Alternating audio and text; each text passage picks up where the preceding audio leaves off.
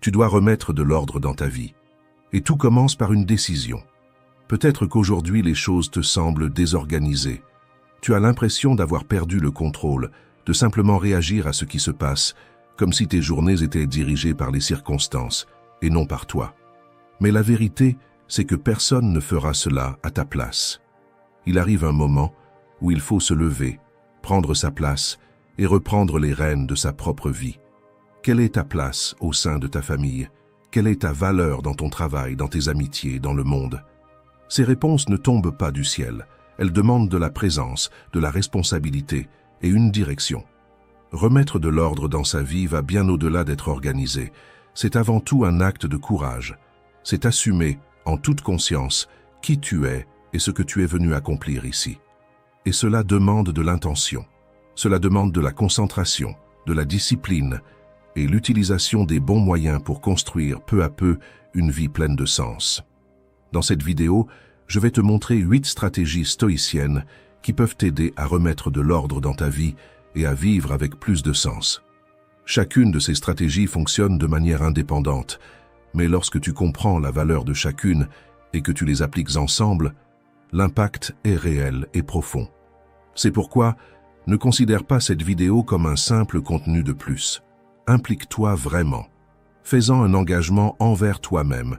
Et si tu veux faire le premier pas maintenant, écris dans les commentaires « Aujourd'hui, je remets de l'ordre dans ma vie comme un stoïcien ». Cette phrase est plus qu'un commentaire.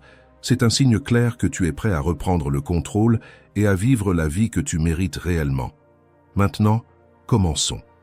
Première stratégie. Ne laisse pas l'énergie stagnante. Pense à la sensation d'ouvrir une armoire complètement pleine, remplie de vêtements que tu ne portes même plus. Rien qu'en regardant, on a déjà cette impression de désordre, de confusion, comme si même ton esprit devenait brouillé face à cela. Maintenant, imagine le contraire. Ouvrir cette même armoire et y trouver tout bien rangé, uniquement des pièces que tu utilises vraiment, qui te vont, qui ont du sens. La différence est presque physique. Tu ressens le soulagement, la légèreté, la clarté. Le problème d'accumuler trop de choses, ce n'est pas seulement le manque de place, c'est le poids mental que cette accumulation provoque.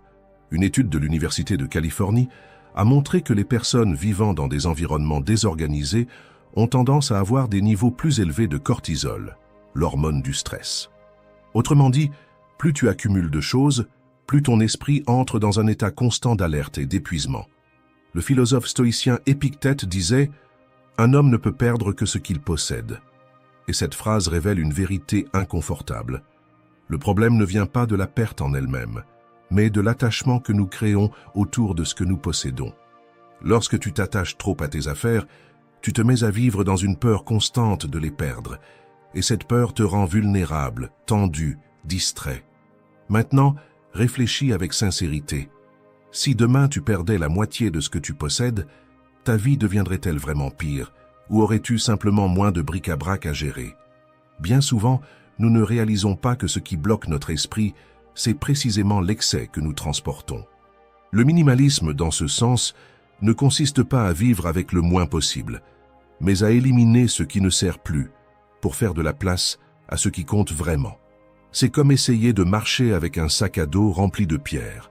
Tu peux avancer de quelques pas, mais le poids draine ton énergie et rend tout plus difficile. Quand tu commences à retirer ce qui est superflu, le chemin devient plus léger. Ton esprit s'éclaircit, ton énergie revient, ton attention se tourne vers l'essentiel. Alors n'attends pas le moment idéal, commence maintenant. Prends un sac, ouvre un tiroir, une armoire, et demande-toi « Est-ce que j'ai vraiment besoin de ça ?» Si la réponse est non, ne le garde pas un jour de plus. Donne, vends ou jette. Mais ne retarde pas le soulagement de te libérer de ce qui n'a plus de sens. Chaque fois que tu élimines un excès, tu récupères un morceau de ta paix. Et souviens-toi, tu n'es pas défini par ce que tu possèdes. Ta valeur ne réside pas dans le nombre d'objets que tu as accumulés, mais dans la clarté de qui tu es, dans la légèreté que tu as choisi de vivre. Libère-toi de ce qui pèse et observe comme tout autour de toi commence aussi à mieux respirer. Deuxième stratégie, garantis ta liberté. À un moment donné, tu devras affronter le fait que certaines choses ont plus de contrôle sur toi qu'elles ne le devraient. Et ce n'est pas la peine de faire semblant que ce n'est qu'une distraction inoffensive ou une habitude sans importance. Aussi discipliné que tu sois, il y a toujours quelque chose qui agit comme si c'était aux commandes. Et toi, sans t'en rendre compte, tu finis par obéir. C'est comme conduire une voiture en ligne droite et soudainement, le volant commence à tourner tout seul. Tu essaies de corriger, mais il insiste pour sortir de la trajectoire. C'est ainsi que fonctionnent les dépendances. Elles prennent subtilement le contrôle de tes mains, jusqu'au moment où tu te rends compte que tu ne choisis plus vraiment librement. Et le plus dangereux, c'est que cela ne vient pas toujours de quelque chose de grand ou de scandaleux. Parfois, cela se cache dans le geste automatique de prendre son téléphone sans raison, dans cette envie presque compulsive de manger un dessert après le déjeuner, même sans avoir faim, ou dans l'habitude silencieuse de boire un verre de vin ou une bière chaque soir pour se détendre, jusqu'à ce que tu réalises que tu n'arrives plus à passer une soirée sans cela. Le physicien Richard Feynman a vécu une expérience révélatrice. Un jour ordinaire, entre deux cours, il a ressenti un désir intense pour une boisson. Il n'était pas alcoolique, mais cette impulsion hors de son contrôle a suffi à allumer un signal d'alerte. Il a compris, à ce moment-là, que l'alcool avait plus d'influence sur ses décisions qu'il ne voulait bien l'admettre, et il a décidé d'arrêter. Non pas par obligation, mais par principe. Dwight Eisenhower, ancien président des États-Unis, a vécu quelque chose de similaire. Il fumait 4 paquets de cigarettes par jour. Après une crise cardiaque, son médecin lui a dit qu'il devait arrêter immédiatement. Et sa réponse fut directe. « Je me suis donné l'ordre d'arrêter. » Et il a arrêté. Ce n'est pas parce qu'il est soudainement devenu plus fort ou éclairé, mais parce qu'il a compris qu'il était dirigé par quelque chose d'extérieur, et cela était incompatible avec la vie qu'il voulait mener. Les stoïciens ont toujours été clairs. La liberté ne réside pas dans le fait de faire ce que l'on veut, mais dans le pouvoir de refuser ce qui ne nous sert plus. Si tu ne peux pas dire non, alors tu n'es pas aux commandes. Et se trompe celui qui pense que cela se limite aux dépendances, comme la cigarette, l'alcool ou les jeux. Très souvent, ce qui vole ta liberté, ce sont les petites concessions quotidiennes, déguisées en routine qui drainent ton énergie, ta clarté et ton autonomie sans que tu t'en aperçoives. C'est pourquoi tu dois t'arrêter et te poser cette question avec honnêteté. De quoi crois-tu avoir besoin pour te sentir bien?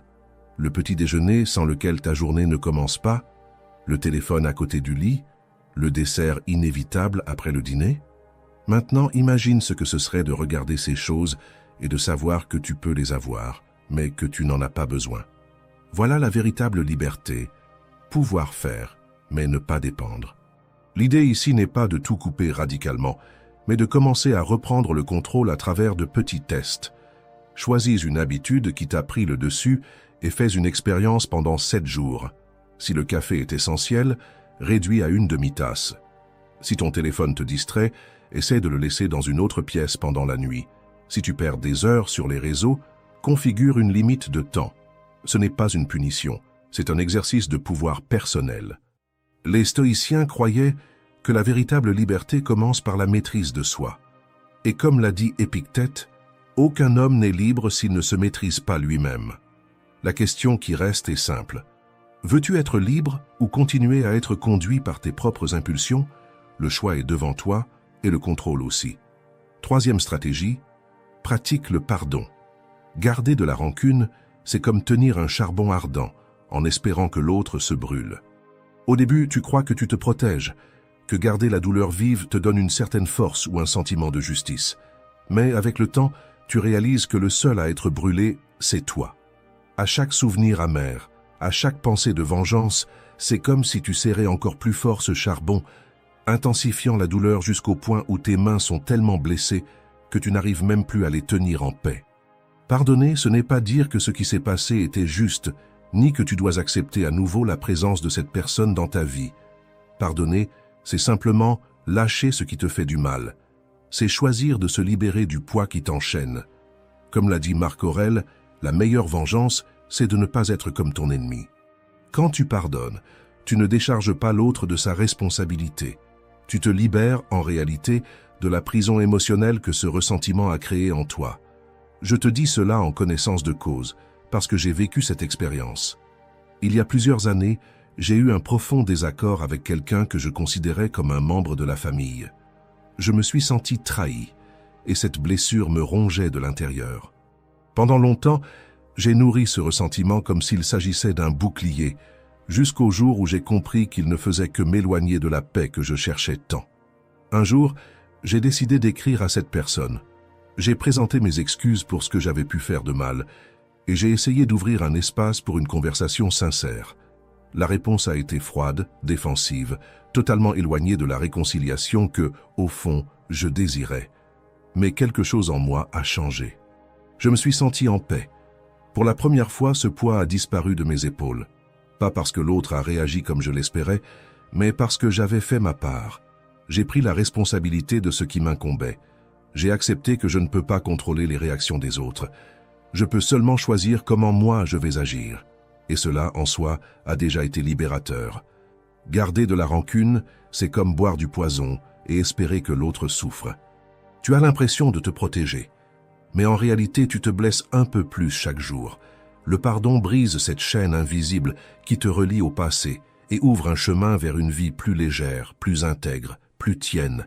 S'il y a quelqu'un que tu dois pardonner ou à qui tu dois demander pardon, n'attends plus. Fais-le avec sincérité, avec clarté et avec humilité. Si c'est bien accueilli, tant mieux. Sinon, tu auras au moins la tranquillité de savoir que tu as fait ce que tu pouvais. Tu ne contrôles pas la réponse de l'autre, mais tu contrôles ta propre décision de chercher la paix. Choisis de guérir, plutôt que de te blesser davantage. Le passé ne peut pas être refait, mais l'avenir est entre tes mains. Et avant de continuer, si ce contenu fait écho en toi et t'aide à voir la vie avec plus de clarté, laisse un like, abonne-toi à la chaîne et active les notifications, car nous avons encore beaucoup à construire ensemble. 4e stratégie. Prends soin de ce qui entre dans ton esprit. Ce que tu permets d'entrer dans ta vie détermine la qualité de tes journées. Si tu te nourris d'informations toxiques, de conversations lourdes et de stimulations négatives, tu ne peux pas espérer que ton esprit produise de la clarté, de l'équilibre ou du bien-être. C'est comme essayer de remplir un verre d'eau pure et y laisser tomber quelques gouttes de boue. La saleté peut sembler insignifiante, mais elle suffit déjà à tout contaminer. La vérité, c'est que beaucoup d'entre nous permettent ce type de contamination tous les jours. Ce que tu consommes, les profils que tu suis, les groupes auxquels tu participes, les conversations que tu entretiens, tout cela constitue le contenu de ton esprit et petit à petit influence ta manière de penser, de ressentir et de réagir. Si tu vis entouré de négativité, de drames, de bruit constant, ton esprit va inévitablement reproduire ce même schéma. Marc Aurèle l'avait déjà signalé, « Si tu te mêles aux imbéciles, ne t'attends pas à ce que la sagesse reste en toi. » Et il avait raison. Fréquenter des personnes qui passent leur temps à se plaindre, à colporter des ragots, à cultiver le chaos, c'est comme essayer de maintenir un bateau à flot pendant que quelqu'un insiste pour percer des trous dans la coque. Peu importe à quel point tu rames, l'eau finira par entrer et l'embarcation coulera. Pense aux dernières fois où tu es resté à faire défiler ton fil d'actualité, à regarder des vidéos polémiques ou à lire des commentaires toxiques. Est-ce que cela t'a apporté plus de légèreté? Ou est-ce que cela t'a laissé plus agité, plus anxieux, plus vidé?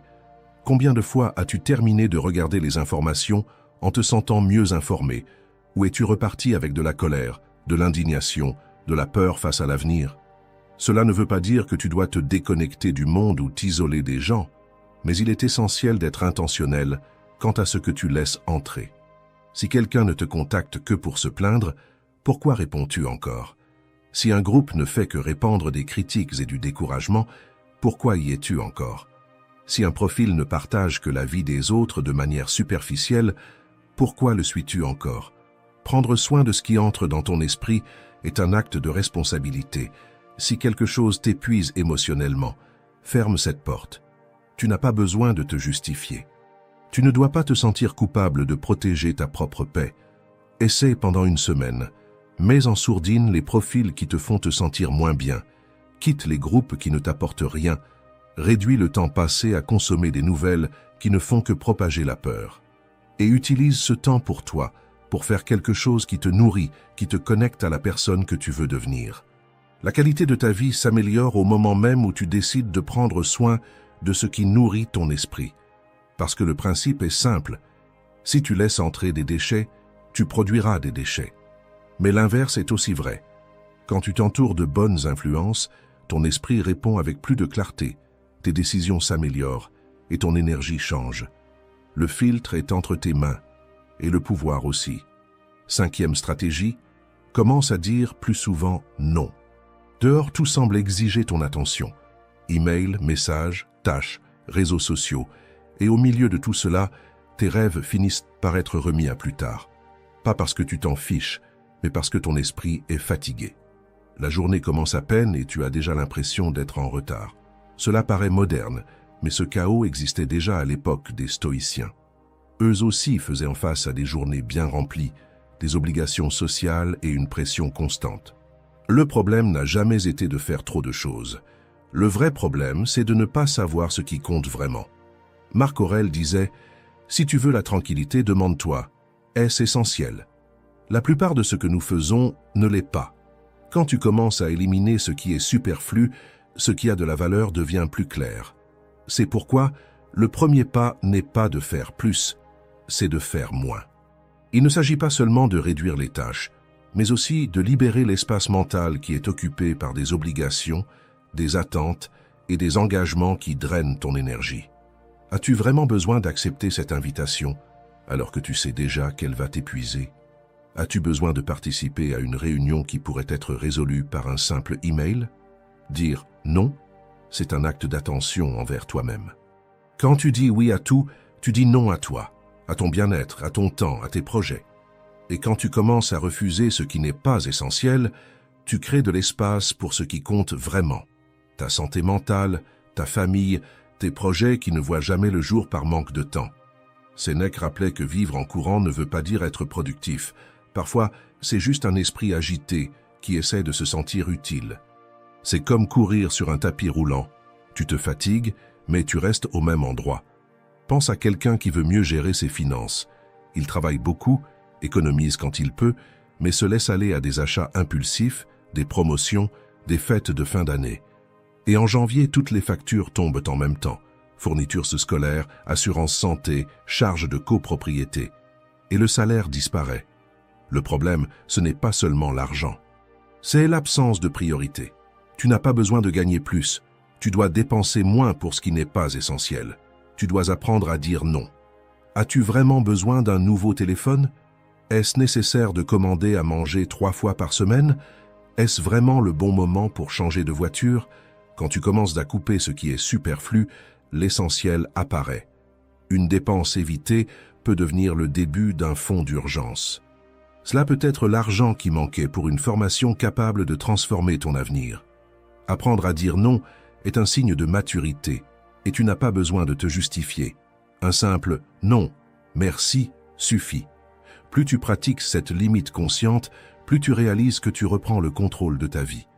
Tu penses mieux, tu vis mieux. Le temps qui te semblait si court commence à porter ses fruits. Tes priorités deviennent claires et ta paix revient. Tu n'as qu'une seule vie. Ne gaspille pas ton énergie pour ce qui ne t'apporte rien. Commence à dire non à ce qui t'épuise et oui à ce qui te fait du bien. Parfois, ce dont tu as besoin, ce n'est pas de faire plus, c'est, enfin, de faire moins. 6e stratégie. Nettoie la poussière mentale. As-tu déjà remarqué comme la journée te rend plus lourd, même quand tu commences bien? Le matin, le corps est léger, l'esprit tranquille. On dirait que tout est en ordre. Mais le soir, c'est comme si tu portais le poids de 1000 petites choses accumulées en chemin. La pression du travail, une conversation difficile, un imprévu, ce commentaire agaçant qui est apparu sur les réseaux sociaux. Tout cela s'accumule en toi, comme une fine couche de poussière émotionnelle qui, peu à peu, se transforme en épuisement. La vie fonctionne ainsi. Tu te réveilles propre, mais tu termines la journée sale. Pas à l'extérieur, mais à l'intérieur. Sale d'émotions non traitées, de pensées répétitives, de tensions accumulées. Et de la même manière que le sol de ta maison doit être balayé tous les jours, ton esprit a lui aussi besoin d'un soin constant pour ne pas devenir un dépôt de tout ce que le monde déverse sur toi. Les stoïciens comprenaient profondément ce besoin. Marc Aurèle disait qu'il était essentiel de laver la poussière de la vie terrestre. Et il ne parlait pas d'une douche en fin de journée, mais d'un processus intérieur, d'une pratique mentale permettant de retrouver son axe, de récupérer la clarté et de restaurer le calme. Il s'agissait de nettoyer l'esprit, non le corps.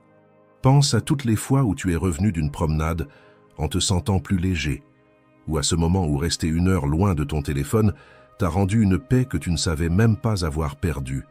Ces instants simples sont des façons de nettoyer la poussière. Ce sont de petites pratiques qui ralentissent le rythme, te ramènent au présent et allègent le poids que la journée a tenté de poser sur toi. Les stoïciens utilisaient différents chemins pour cela. Socrate aimait jouer de la musique, plaisanter, rire. Il comprenait que la légèreté est aussi une forme de sagesse. Sénèque valorisait les moments de loisir, les bonnes conversations, un repas tranquille comme moyen de restaurer l'équilibre émotionnel et de rééquilibrer l'âme. Aujourd'hui, cela peut se traduire de nombreuses manières.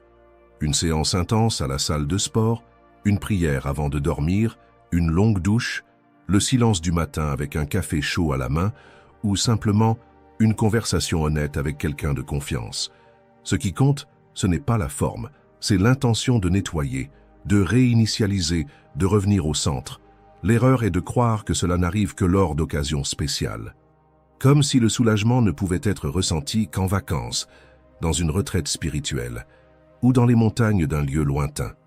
La vérité, c'est que ce nettoyage doit avoir lieu chaque jour, dans l'environnement où tu vis, avec les ressources que tu as déjà. Car le monde ne cessera jamais de te couvrir de poussière, mais tu peux choisir de ne pas la laisser s'accumuler. C'est pourquoi, identifie ce qui t'aide à te sentir propre. Découvre quel est ton rituel de décharge émotionnelle. Cela peut être le silence, le mouvement, la prière, la lecture ou un moment d'introspection. L'important, c'est que tu crées un système léger, possible et qui fonctionne pour toi, quelque chose qui, même dans les jours difficiles, t'aide à ne pas emporter toute la journée dans ta tête. Tu n'as pas de contrôle sur tout ce qui se passe dehors, mais tu as un pouvoir total sur la manière dont tu réagis à l'intérieur. Et lorsque ce nettoyage devient une habitude, tu protèges ton esprit de la surcharge. Parce qu'au bout du compte, même l'esprit le plus fort finit par céder lorsqu'il est négligé trop longtemps. 7e stratégie. La beauté se trouve dans les choses simples. Tu sais, cette légèreté qui vient après une douche chaude ou une promenade sans se presser? Ce n'est pas seulement le corps qui se détend, c'est l'esprit qui respire. Quand tu ralentis et que tu te connectes à quelque chose de simple, comme le son du vent ou l'odeur de la pluie, tout en toi commence à se réorganiser. Mais dans la course du quotidien, on s'habitue à vivre en pilote automatique. On se réveille, on attrape son téléphone, on travaille, on affronte les embouteillages, et on rentre à la maison déjà fatigué, sans avoir eu un vrai moment de pause. Avec le temps, cet étouffement devient la nouvelle norme. Et cette impression qu'il manque quelque chose s'installe, parce qu'il manque vraiment quelque chose.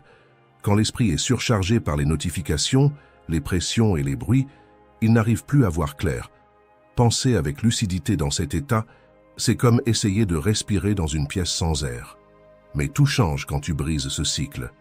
Une simple promenade, sentir le soleil sur la peau ou entendre les feuilles bouger, peut te vider la tête plus efficacement que n'importe quelle distraction numérique. Je me souviens d'un jour où je suis sorti marcher, sans me presser, sans but précis.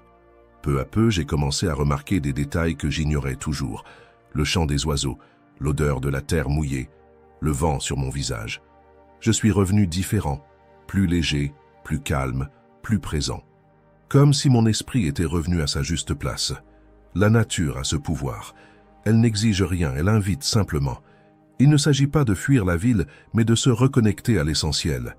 Les stoïciens valorisaient le fait de vivre en harmonie avec la nature, parce qu'elle remet tout en perspective. Ce qui paraissait énorme devient soudainement plus petit. Si ton esprit est trop encombré, commence par le simple. Laisse ton téléphone à la maison et va marcher. Regarde le ciel, sens le vent. Écoute les sons autour de toi. Tu n'as pas besoin d'être dans une forêt ou sur une plage pour te sentir bien. Tu as juste besoin d'être présent à ce qui est déjà là. La beauté est dans les petites choses, l'odeur du café, la pluie qui tombe, le bruit de tes pas. Quand tu t'autorises à remarquer cela, tout ralentit. Et dans cette pause vient la clarté.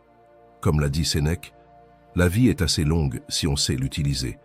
Eh bien, vivre commence justement dans ces instants simples de présence. Accorde-toi ce temps. Sors, respire, ressens. tu reviendras différent, avec l'esprit plus léger et le cœur plus en paix. 8e stratégie, utilise mieux ton temps. Si tu as l'impression que les jours passent à toute vitesse et que malgré cela, tu n'avances pas, peut-être que le problème n'est pas le manque de temps, mais plutôt la manière dont tu utilises le temps que tu as déjà. Au lieu de courir davantage, c'est peut-être le moment de t'arrêter et de te poser la question. Où passe mon temps? Cette question, aussi simple qu'elle puisse paraître, peut t'ouvrir les yeux. Combien de temps dans ta journée est consacré à des tâches qui auraient pu être évitées avec un peu plus d'organisation? Combien de temps est perdu sur les réseaux sociaux, les vidéos courtes, les distractions inutiles? Pense au temps comme à un budget. Si tu ne fais pas attention à la façon dont tu le dépenses, il disparaît tout simplement. Avec une différence, l'argent, tu peux le récupérer. Le temps, non. Sénèque disait déjà, « Ce n'est pas que nous ayons peu de temps, mais que nous en perdons beaucoup. » Le problème ne vient pas des heures disponibles, mais des choix que nous faisons, presque toujours de manière automatique. Tu as sûrement déjà vécu cela. Tu prends ton téléphone juste pour répondre à un message et sans t'en rendre compte, tu as perdu presque 1 heure. Ou bien tu t'occupes d'une tâche simple et tu reviens chargé de distractions. Ces petites fuites absorbent ton énergie et ta vie sans que tu t'en rendes compte. La solution? Fais un audit de ton temps. Choisis un jour pour observer où vont tes heures. Note tout, même les pauses entre 2 tâches. En voyant cela clairement, tu réaliseras combien de temps tu perds dans des choses qui ne comptent pas. Tu veux aller plus loin? Fais le test de la valeur. Avant de commencer quoi que ce soit, demande-toi, si je n'avais plus qu'1 mois à vivre, est-ce que je passerais mon temps à faire ça? Si la réponse est non, il est peut-être temps de repenser ce choix. Être occupé, ce n'est pas la même chose qu'être productif. Souvent, nous faisons seulement passer le temps, en courant sur un tapis roulant sans avancer. Et cela génère de la fatigue, mais pas de résultat. Si tu veux reprendre le contrôle, commence doucement. Consacre 15 minutes à la fin de ta journée pour revoir comment tu as utilisé ton temps. Ensuite, élimine ou réduis ce qui ne t'emmène nulle part. Crée des blocs de temps pour ce qui compte vraiment. Étudier, s'occuper de la maison, faire du sport. Avec un emploi du temps bien défini, il est plus facile d'éviter les dérives. Le temps est ton bien le plus précieux, et si tu ne t'en occupes pas, il sera rempli par n'importe quoi, sauf par ce qui compte vraiment. Nous avons tous les mêmes 24 heures. La différence réside dans la manière dont chacun choisit de les utiliser. C'est pourquoi il vaut la peine de se rappeler encore une fois ce que disait Sénèque. Ce que nous devons faire, c'est ne pas vivre comme si nous attendions que la vie commence. 9e stratégie, mette-toi au défi d'agir. Peut-être que tu as commencé l'année avec des projets, des objectifs et de l'enthousiasme. Mais la routine a pesé, les problèmes sont apparus, et sans t'en rendre compte, tout est parti dans tous les sens. Cela ne signifie pas que l'année est perdue. Au contraire, il reste encore du temps. Comme l'enseignent les stoïciens, ce qui compte, ce n'est pas ce qui est passé, mais ce que tu fais à partir de maintenant. Marc Aurèle disait, « Tu as du pouvoir sur ton esprit, pas sur les événements extérieurs. » Et comprendre cela change tout. Ce qui est déjà arrivé est arrivé. Ce qui compte, c'est ce que tu décides de faire avec ce qu'il te reste. Tu n'as pas besoin d'un plan parfait, tu as juste besoin de commencer, un pas à la fois. Réorganiser sa vie ne demande pas de grands changements d'un coup, mais de petits gestes constants, chaque jour. Chaque choix simple, se lever même fatigué, garder sa concentration, agir avec gentillesse, renforce qui tu es. Et c'est ainsi que le vrai changement se produit, dans les petites décisions prises avec fermeté. Les stoïciens n'attendaient pas le bon moment. Ils savaient que le bon moment, c'est maintenant. Si tu attends la motivation ou les conditions idéales, tu resteras immobile. C'est à toi de donner l'élan. Se relever après une chute ou sortir de l'inertie demande de la force, mais plus encore, cela demande une décision. Personne ne peut le faire à ta place. Il faut du courage pour faire face à l'inconfort, à la douleur de recommencer. Mais c'est justement là que réside ta force. Rester au même endroit semble plus facile. Mais grandir exige du mouvement. Cela exige que tu quittes ce que tu connais, que tu affrontes la résistance et que tu avances, même sans savoir exactement où cela te mènera. Pense à une huître. Elle ne crée une perle que lorsqu'elle est blessée. La douleur transforme le grain de sable en quelque chose de précieux. Pour toi, c'est pareil. Les jours difficiles forgent ta force. Le courage, ce n'est pas l'absence de peur, c'est agir malgré la peur, continuer, même quand tout en toi veut s'arrêter. C'est dans ce moment-là que le stoïcisme prend tout son sens. Quand tu comprends que l'action ne vient pas de la facilité, mais de la nécessité. C'est cela, l'invitation. Te défier d'agir, parce que la perle ne naît qu'après la douleur. Et c'est peut-être maintenant le moment de commencer à construire la vie qui t'appartient. J'espère sincèrement que ce message t'a aidé d'une manière ou d'une autre. Et félicitations d'être arrivé jusqu'ici, cela montre que tu es vraiment engagé à grandir. Si ce contenu a résonné en toi, écris dans les commentaires « Courage stoïque ». Comme ça, je saurai que tu es resté jusqu'à la fin. Et si tu n'es pas encore abonné, profitant pour le faire maintenant. Le stoïcisme peut transformer ta manière de voir la vie. On se retrouve dans la prochaine vidéo.